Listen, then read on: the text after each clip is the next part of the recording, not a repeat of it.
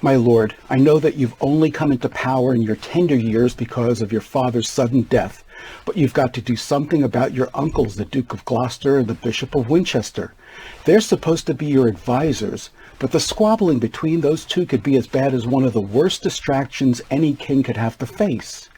And although many of your nobles would love to be crowned king, they don't realize that it's the loneliest job in the world sometimes. You've got to regain your lost cities in France. Believe me when I tell you that when the commoners ask if you can live up to your noble father's combat experience, having to say no is going to be the saddest experience you'll ever know. And the only thing worse than those two squabbling uncles of yours is the two bickering Dukes of York and Somerset. They're supposed to be sending reinforcements to Lord Talbot, but instead they're too busy fighting each other. I realize that it's just no good anymore since you were a child and your father went away to fight wars in France. But like it or not, you've got 3 big tasks ahead of you. Now, I spend my time making strategies that work, so here are yours. Number 1, develop your own confident leadership style. Number 2, regain your lost towns in France. And number 3, stop all the infighting. Number 3 is the most immediate number to deal with because Gloucester and Winchester are your advisors. Number 2 is the most critical number because if you lose those territories in France, you'll prove the famous prophecy right. Still, at least you have your regents there to help you with that task. But trust me when I tell you that by far, number 1 is the loneliest number that you'll ever do.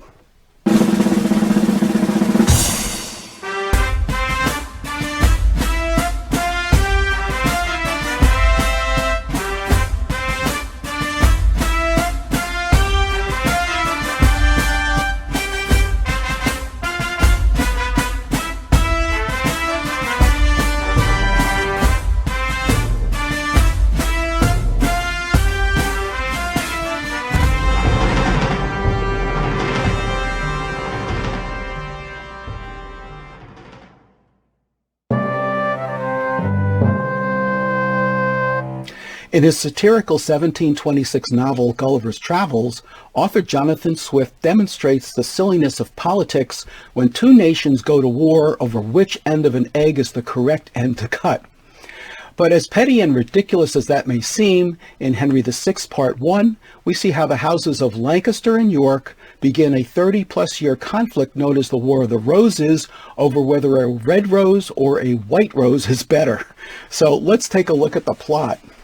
The play begins at the funeral of Henry V, who has recently died unexpectedly in the prime of his life while fighting in France. His brothers, the Dukes of Bedford and Gloucester, and his uncle, the Duke of Exeter, lament his passing and express doubt as to whether his son, the as yet uncrowned heir apparent Henry VI, is capable of running the country in such tumultuous times.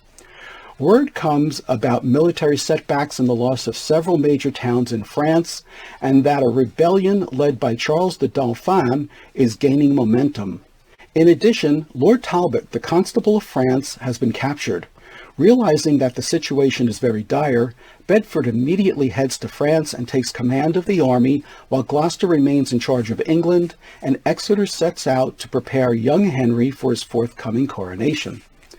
Meanwhile, in Orleans, the English army lays siege to Charles's forces. Inside the city, the bastard of Orleans approaches Charles, telling him that there is a young woman who claims to have seen visions and knows how the French can defeat the English. Charles summons the young woman, Joan La Pucelle, who is actually Joan of Arc. To test her resolve, he challenges her to single combat. Upon her victory, he immediately places her in command of the army. At the same time, just outside the city, the newly arrived Bedford negotiates for the release of Talbot and is successful. However, Joan immediately launches an attack. The French forces win, driving the English back, but Talbot and Bedford plan a sneak attack on the city and gain a foothold within the walls, causing the French leaders to flee. Meanwhile, back in England, what started out as a petty quarrel between Richard Plantagenet, the Duke of York, and the Duke of Somerset has now expanded to involve the entire court.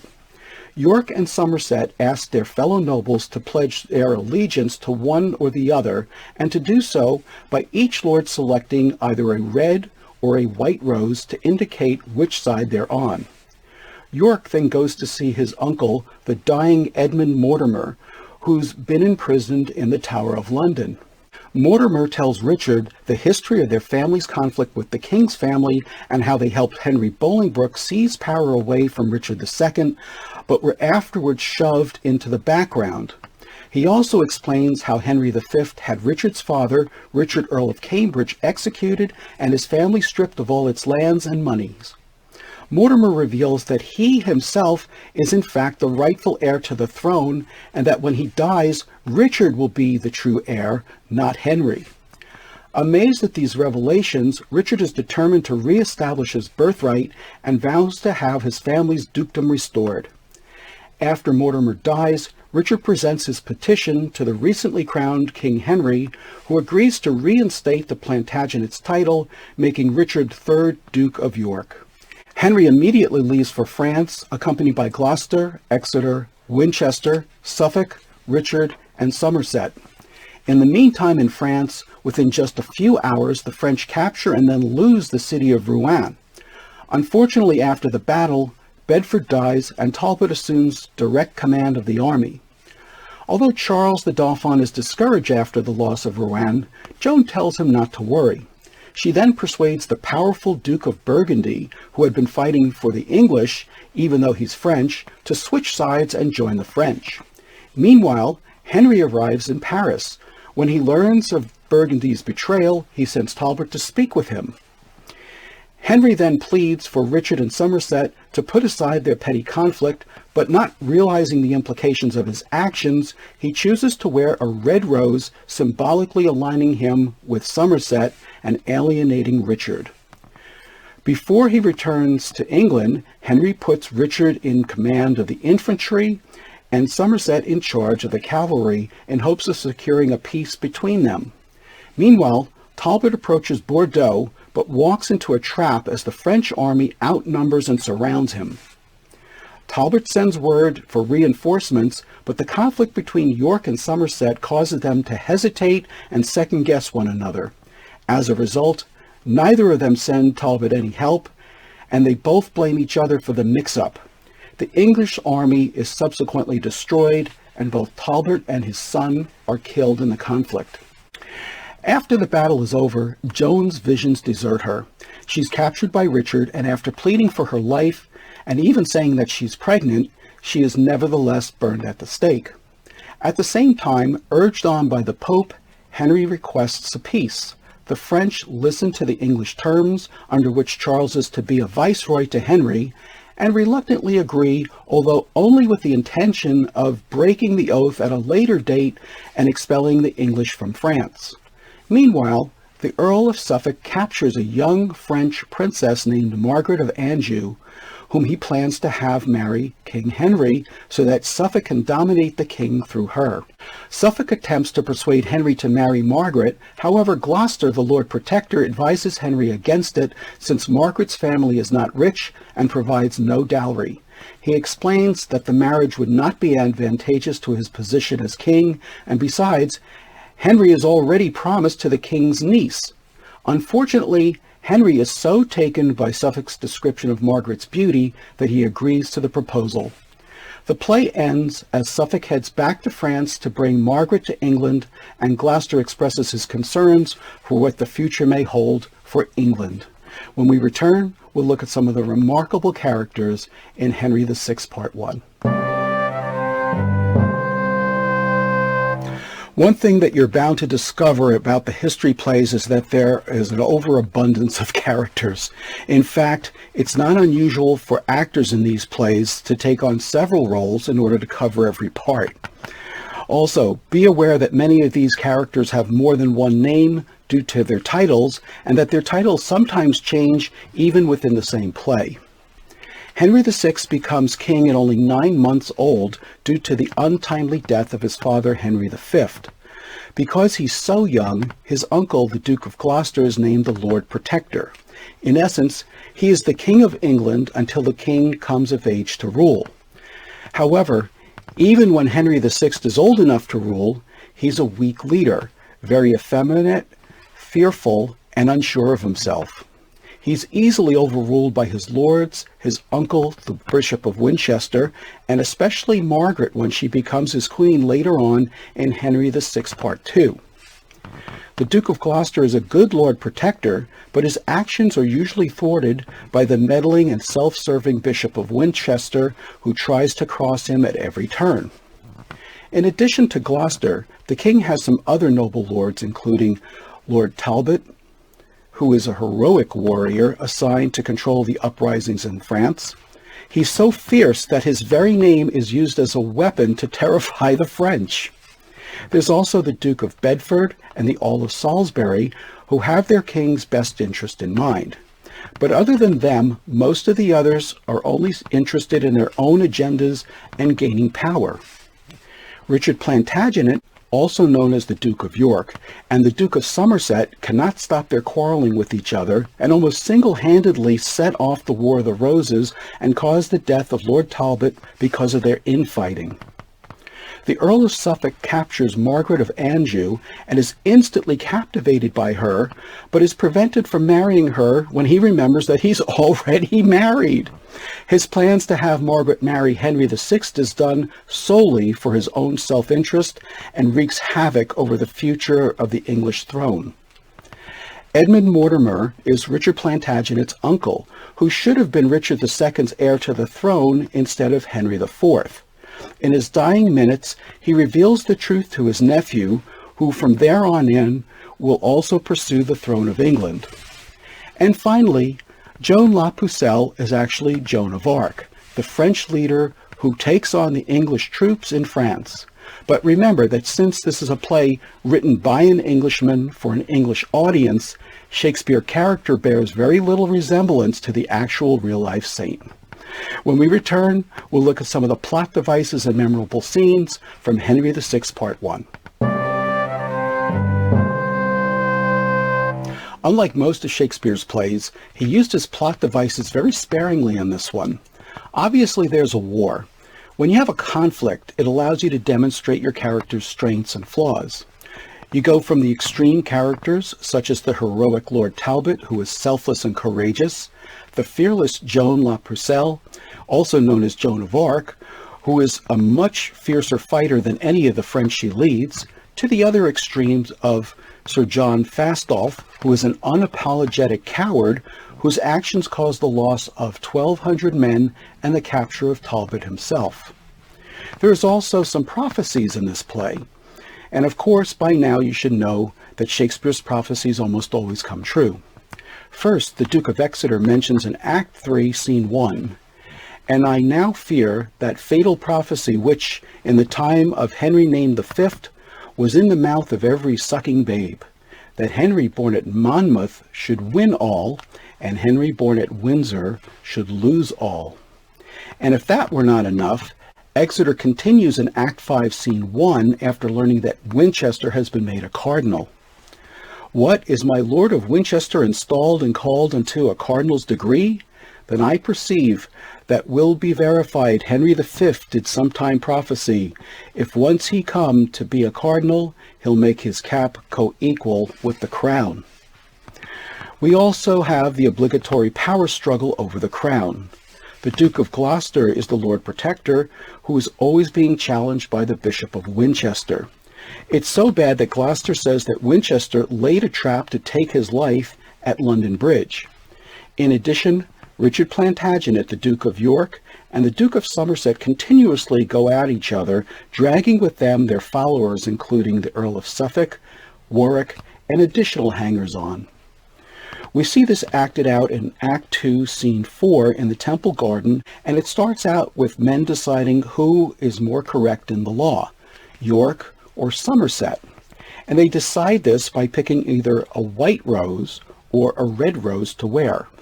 And what's most absurd about this is Shakespeare never even tells us what the actual argument is about. Talk about making much ado about nothing. But the scene ends with the prophetic words of Richard Plantagenet: "I dare say this quarrel will drink blood another day." However, in Act 2, Scene 5, we see that it's really Richard's uncle, Edmund Mortimer, who truly should have been Richard II's rightful successor to the throne, who stirs up the ambition in Richard Plantagenet that he cannot shake. I also want to go back to Act 2, Scene 3, a truly unforgettable scene in which the Countess d'Auvergne invites Lord Talbot to her castle, but intends to capture him instead.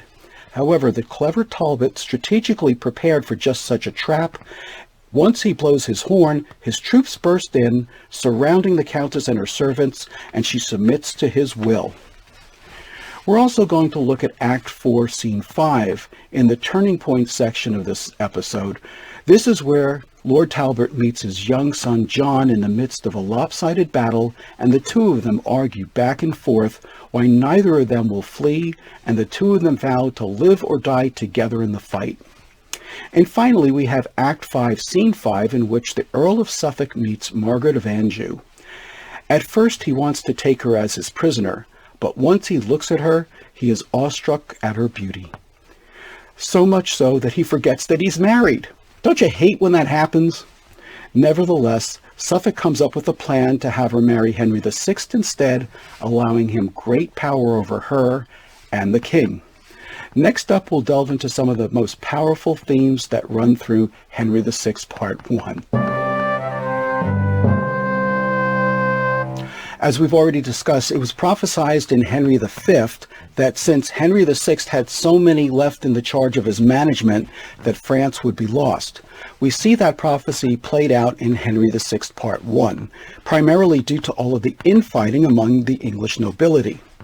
The Duke of Gloucester is a good leader. However, even though he's the Lord Protector, in essence, the king by proxy, the Bishop of Winchester is a thorn in his side and takes every opportunity to undermine Gloucester's authority. And unfortunately, the king is too young and inexperienced to get these grown-ups to play nice with each other. In Act 3, Scene 1, Henry tries to intervene between the two quarreling uncles, saying, "Uncles of Gloucester and of Winchester, the special watchmen of the English weal, I would prevail, if prayers might prevail, to join your hearts in love and amity. Oh, what a scandal it is to our crown, that two such noble peers as ye should jar. Believe me, lords, my tender years can tell civil dissension is a viperous worm that gnaws at the bowels of the Commonwealth."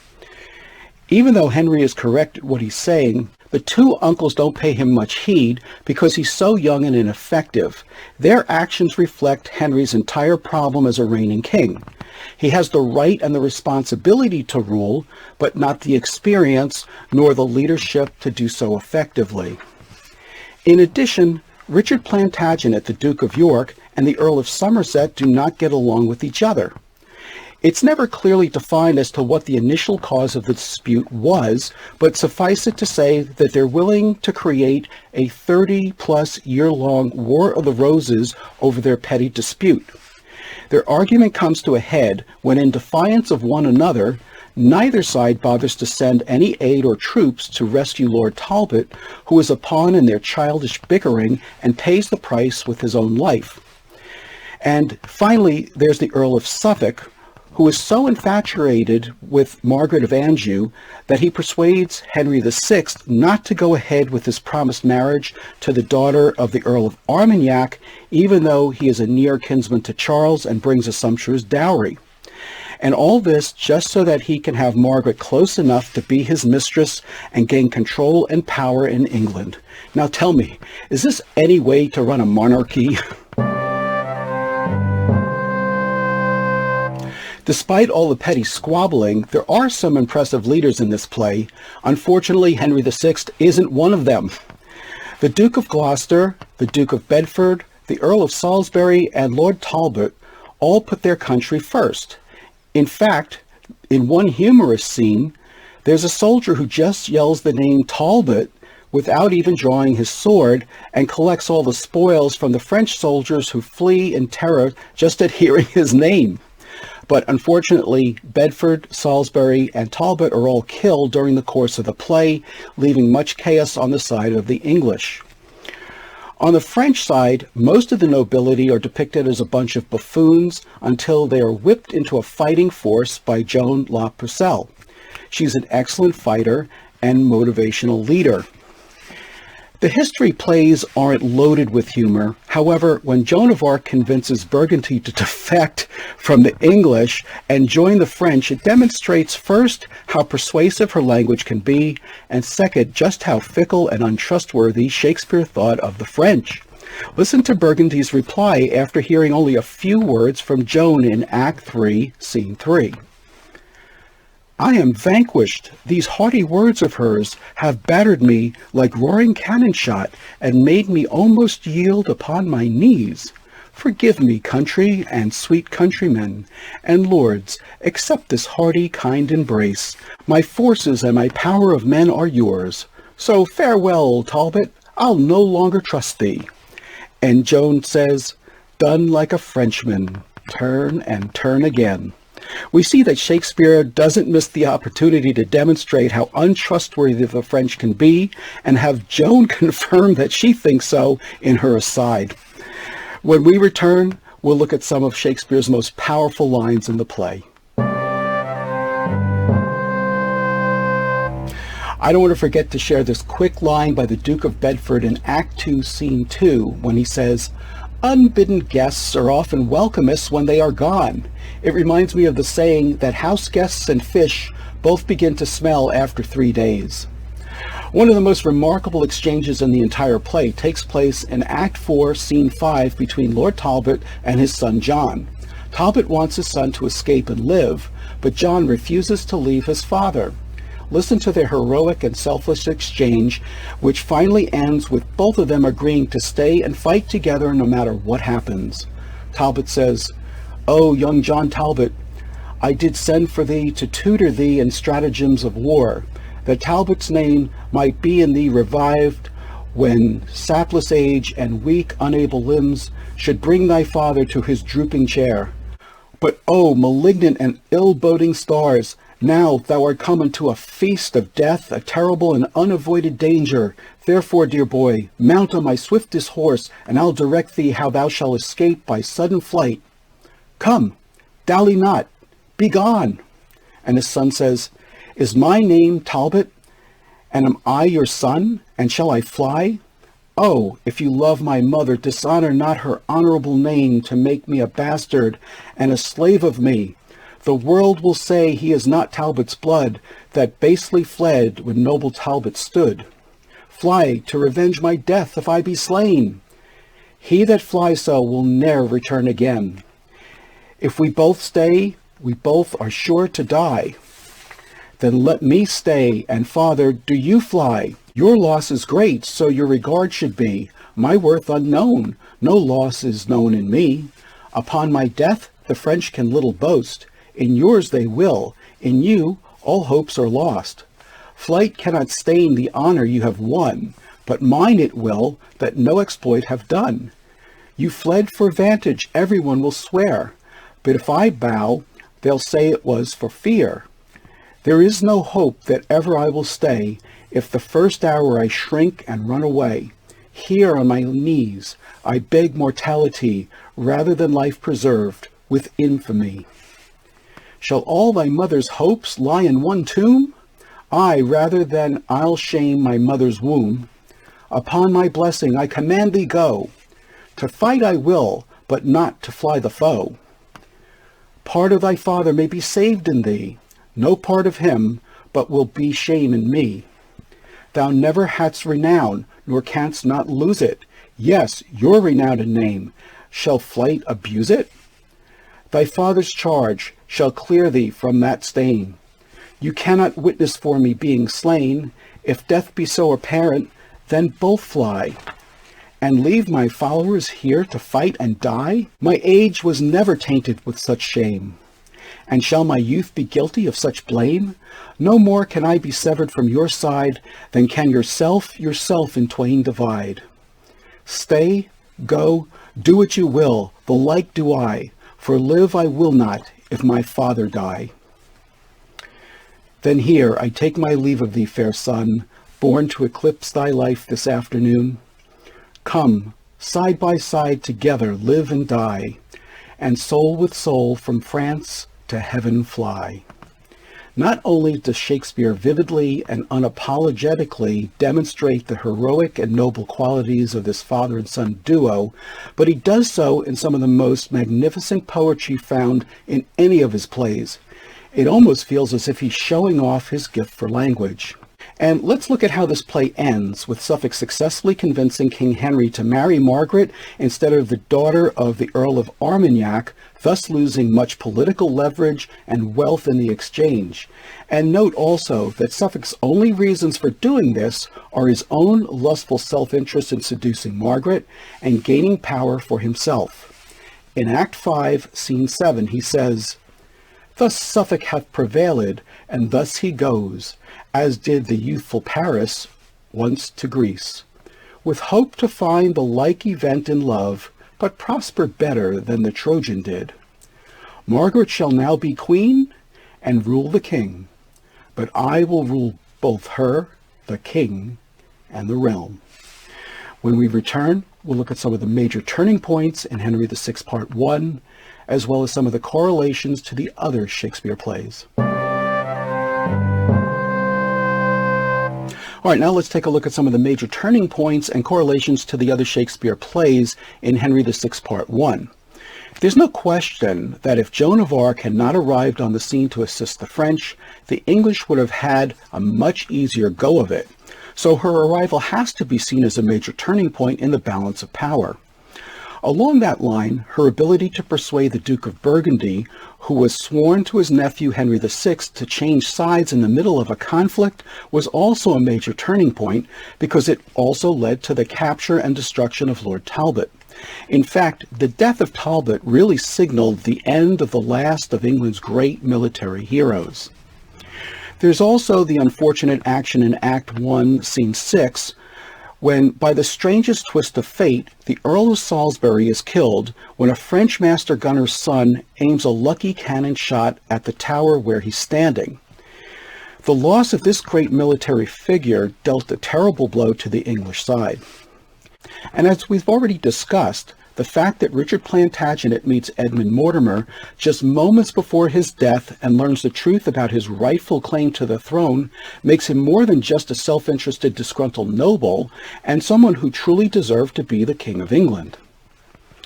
And finally, the fact that the Earl of Suffolk could successfully convince Henry VI not to honor his commitment to go through with his betrothal to the daughter of the Earl of Armagnac and set his sights on Margaret, the impoverished daughter of the King of Naples, drastically altered Henry's credibility with France and led to his failure to create any alliances with Charles.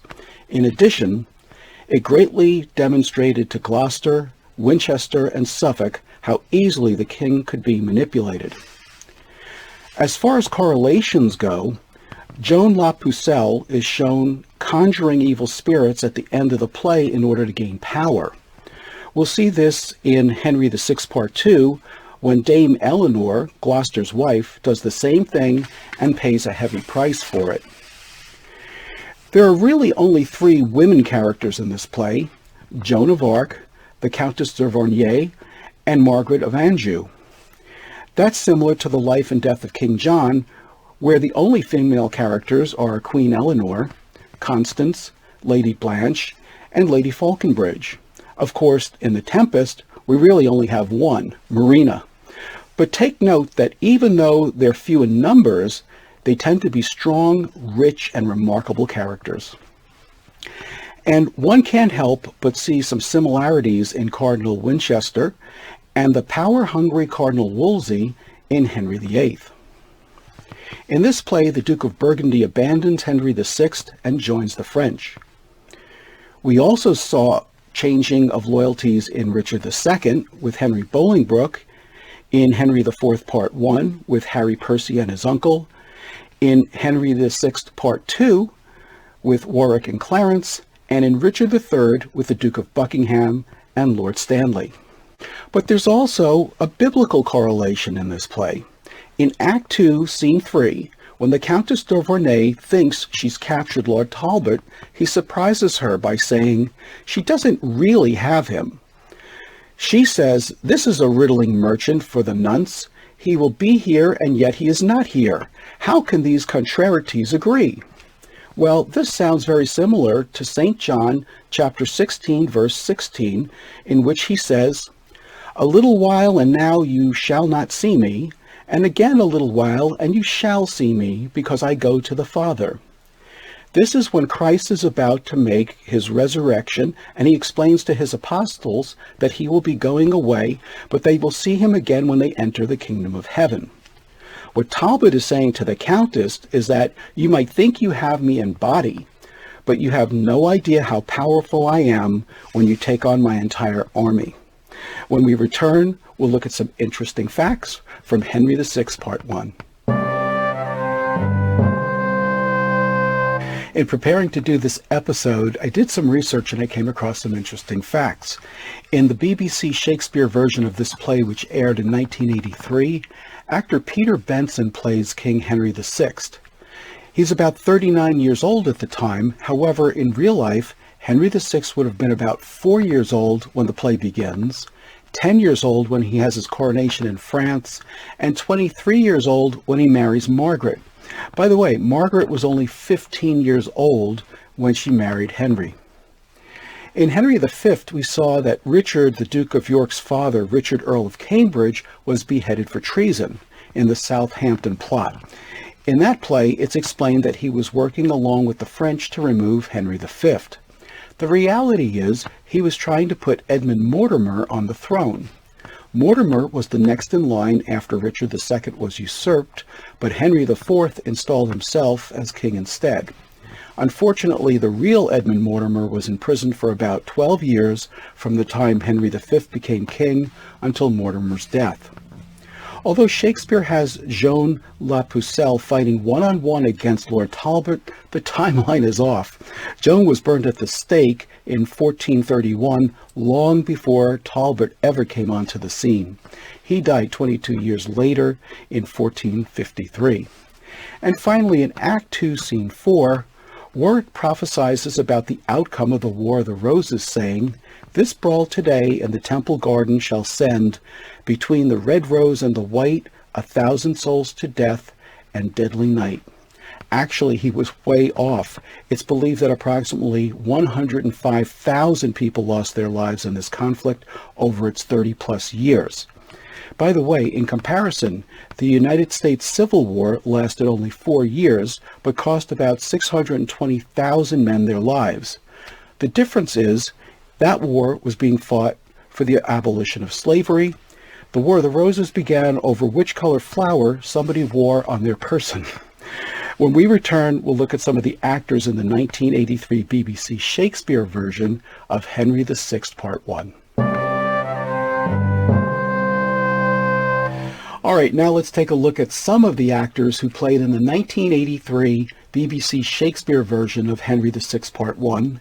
Peter Benson, who plays King Henry VI, reprises the role in Henry VI Parts 2, 3, and Richard III, all in 1983. He also played the second gravedigger in Hamlet in 1980, and Clown's servant in The Winter's Tale in 1981.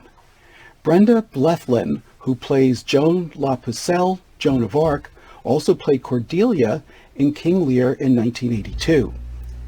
The outstanding Trevor Peacock, who played Lord Talbot, also plays Feste the Jester in 1980 in Twelfth Night, Jack Cade and the Sheriff in Henry VI Part 2, both in 1983, Bolt in Pericles, Prince of Tyre in 1984, Titus Andronicus in Titus Andronicus in 1985, and the first gravedigger in Mel Gibson's version of Hamlet in 1990.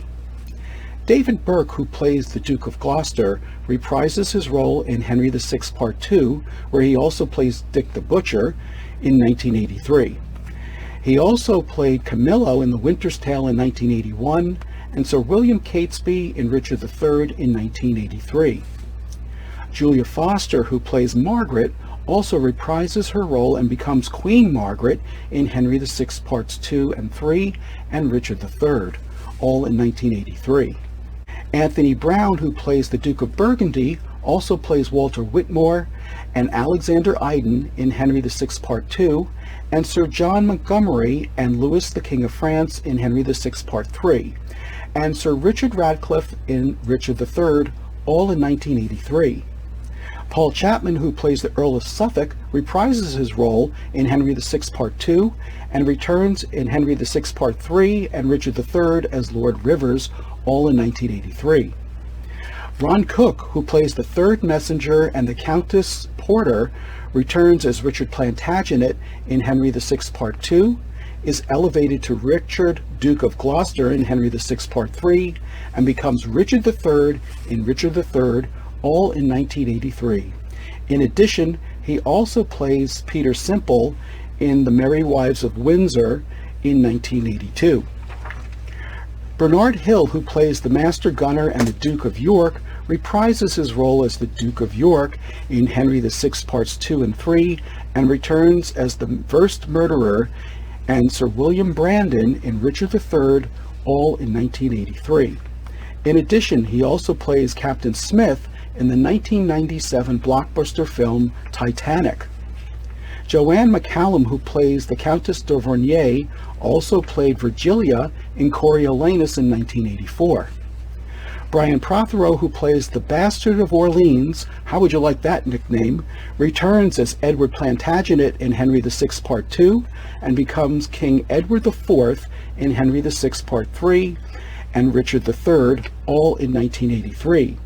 He also plays Saturninus in Titus Andronicus in 1985. Frank Middlemass, who plays the Bishop of Winchester, reprises his role in Henry VI Part 2 in 1983. He also played Pompey Bum in Measure for Measure in 1979 and the Fool in King Lear in 1982. Tenniel Evans, who plays the Duke of Bedford, Edmund Mortimer, and the French general, also played Sir Hugh Evans in The Merry Wives of Windsor in 1982, the Earl of Salisbury in Henry VI Part 2, and various roles in Henry VI Part 3, and Lord Stanley in Richard III, all in 1983. Derek Farr, who plays the Earl of Salisbury, and Sir William Lucy, also played Lord Say in Henry VI Part 2, the Duke of Exeter and the Mayor of York in Henry VI Part 3, and Sir Robert Brackenbury and the Earl of Surrey in Richard III, all in 1983. Brian Deacon, who plays the Earl of Somerset, also played the same role, and Smith the Weaver in Henry VI Part 2, the Earl of Oxford in Henry VI Part 3, and several roles including Henry, Earl of Richmond in Richard III, all in 1983. Derek Fuke, who plays Lord Talbot's captain and Gloucester's servant, plays various roles in Henry VI Parts 2 and 3 and Richard III, all in 1983. Angus McNamara, who plays various roles, returns as young Clifford in Henry VI Parts 2 and 3 and as Lord Lovell in Richard III, all in 1983. Joseph O'Connor, who plays the Duke of Exeter, also played Friar Lawrence in Romeo and Juliet in 1978 and Lodovico in Othello in 1981. Mark Wing Davey, who plays the Earl of Warwick, reprises his role in Henry VI Parts 2 and 3 and returns as Sir James Tyrrell in Richard III, all in 1983. Michael Byrne, who plays several bit characters in Henry VI Parts 1, 2, and 3, also plays the Duke of Buckingham in Richard III, all in 1983, and Antonio in The Two Gentlemen of Verona, also in 1983. Arthur Cox, who plays the Mayor of London, plays Lord Clifford in Henry VI Part 2, the Duke of Somerset in Henry VI Part 3, and Lord Grey and the Lord Mayor of London in Richard III, all in 1983. David Dacre, who plays Rainier, the Duke of Anjou, and Vernon, also plays the Duke of Buckingham in Henry VI Part 2 and returns as Lord Hastings in Henry VI Part 3 and Richard III, all in 1983. Peter Wyatt, who plays Woodville and the Lieutenant of the Tower, plays Sir Humphrey Stafford in Henry VI Part 2 and the Duke of Norfolk in both Henry VI Part 3 and Richard III, all in 1983. Alex Gard, who plays young John Talbot, plays various characters in Henry VI Parts 2 and 3, including the Marquis of Dorset, a role which he reprises in Richard III, all in 1983. John Benfield, who plays various roles, returns in Henry VI Parts 2 and 3, playing the Earl of Northumberland, along with other roles. In addition, he also played the jailer in The Winter's Tale in 1981, and several roles in Titus Andronicus in 1985. Peter Aldwin, who plays the Second Company, reprises the role in Henry VI Parts 2 and 3 and Richard III, all in 1983, and plays a British captain in Cymbeline in 1982. And finally, once again, Paul Jesson, who plays the second messenger to the king, also played Clown in The Winter's Tale in 1981, Cloten in Cymbeline in 1982, multiple roles including the Duke of Clarence in Henry VI Parts 2, 3, and in Richard III, all in 1983, the First Citizen in Coriolanus in 1984, and Costard in Love's Labour's Lost in 1985. That means that he has appeared in 8 different BBC Shakespeare plays, to my count more than any other actor in the entire series. Believe me, I know that was a lot to keep track of, and I still couldn't include everybody who took part in these plays, but these magnificent actors did a first-rate job over 40 years ago to create a master set of all of Shakespeare's plays so that we can enjoy them today. The more you pay attention to these actors in these different roles in different plays, the greater appreciation you're going to have for the sacrifices that they made for our benefit. And I highly recommend that you get this DVD collection for your own library and enjoyment. It's one of the most valuable and rewarding investments that I've ever made in my life. And now let's get ready for today's trivia challenge, which is called General Knowledge. All right, now it's time for today's trivia challenge, which is called General Knowledge. Name the generals who lead these forces and in which plays. Number 1, the Volscian army against Rome. Number 2, the Venetian army against the Turks. And number 3, the Romans against Britain. When we get back, I'll have the answers along with some relevant lessons from Henry VI, Part 1. Okay, now let's see how you did on today's trivia challenge called General Knowledge. You are to name the generals who lead these forces and in which plays. Number 1, the Volscian army against Rome. That was Tullus Aufidius in Coriolanus. Number 2, the Venetian army against the Turks. That was Othello in Othello, the Moor of Venice. And number 3, the Romans against Britain. That was Caius Lucius in Cymbeline. And now let's wrap up with some relevant lessons from Henry VI, Part 1. Number 1, first, if you're a leader, make sure that everyone on your team is focused on the same goal. If you're in business, the front line serves the customers and the back line serves the front line. Ultimately, if everybody is looking towards serving the customer directly or indirectly, you're all looking in the same direction.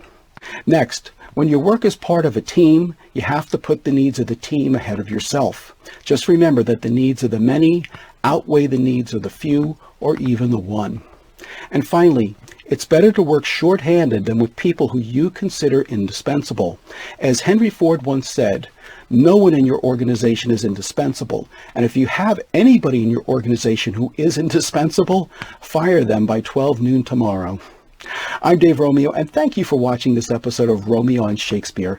Please join me next time when 3 bachelors decide they're ready to wed, but find out they'll have to wait a year instead.